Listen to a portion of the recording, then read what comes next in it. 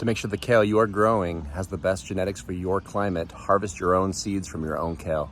Let me show you how to do it. Come join me in the chaos.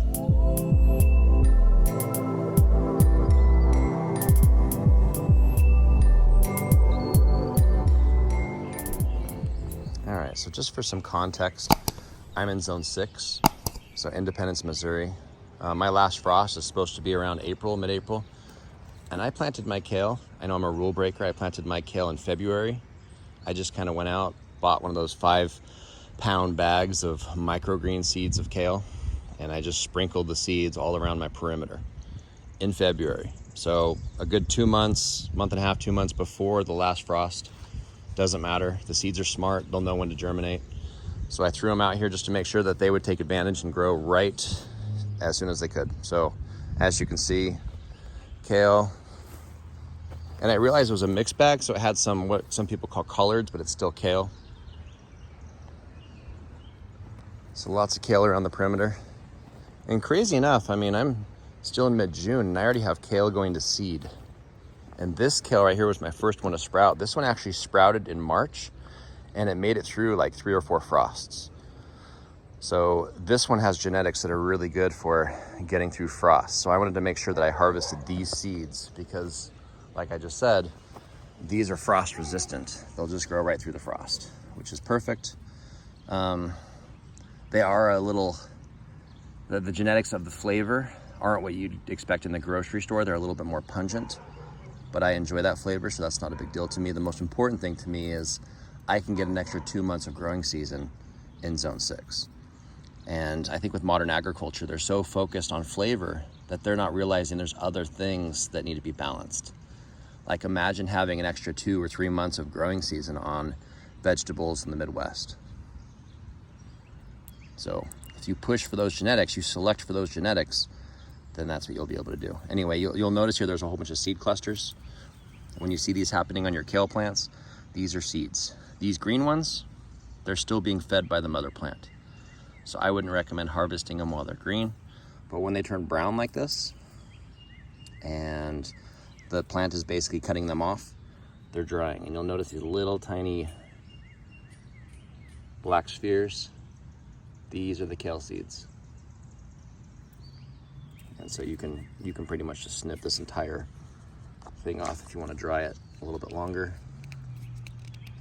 When you handle them, the seeds just start falling out. And I don't really mind too much because volunteers are awesome.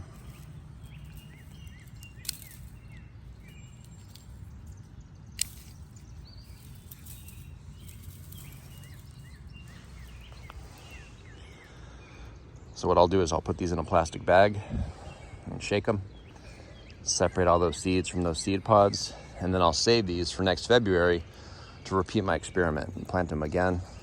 And after a few generations of selecting for the best variety for your particular climate, you'll be amazed at how aggressively they'll grow. Like my kale's growing so aggressively that I don't even have to worry about weeds. Like some people get really paranoid about weeds and competition from weeds. But if you chaos seed the way I do and you just throw your kale seeds everywhere, the kale that's able to outgrow the weeds is the kale that lives, and the varieties that aren't able to outcompete the weeds get shaded and they don't end up growing as aggressively.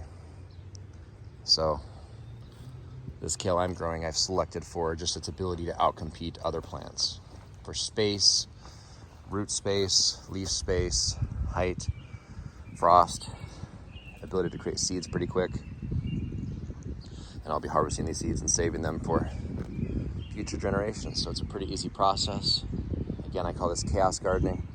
Throw seeds everywhere, let natural selection decide which individuals have the perfect or most beneficial genetics for your particular microclimate. So tons of kale, more than I'll probably ever eat. So I've been giving some of it away to neighbors and stuff. But it's like this all around my perimeter. All right, so I just kind of carefully and gently put this in a bag, these seed pods, and you can just shake them, and you can see the kale seeds just kind of roll out. And obviously, if you don't mind just planting these where they stand, you can just do this in your yard. I just want to save some of these seeds just because I want to have some type of experimental procedure to continue isolating the most productive generations and growing them again next year to see if I can continue selecting the perfect individual. So that's just from 2 little seed pods. As you saw, that kale plant had like 10 of these little seed pods, or 10 of these seed stalks. Each stalk has like, I don't know, 20 pods on it. So letting just one plant go to seed, you could probably get, a couple hundred seeds for the next generation. Just select the best ones, let them go to seed, save those seeds, and you'll never have to go to the store and buy random seeds that you don't know anything about them.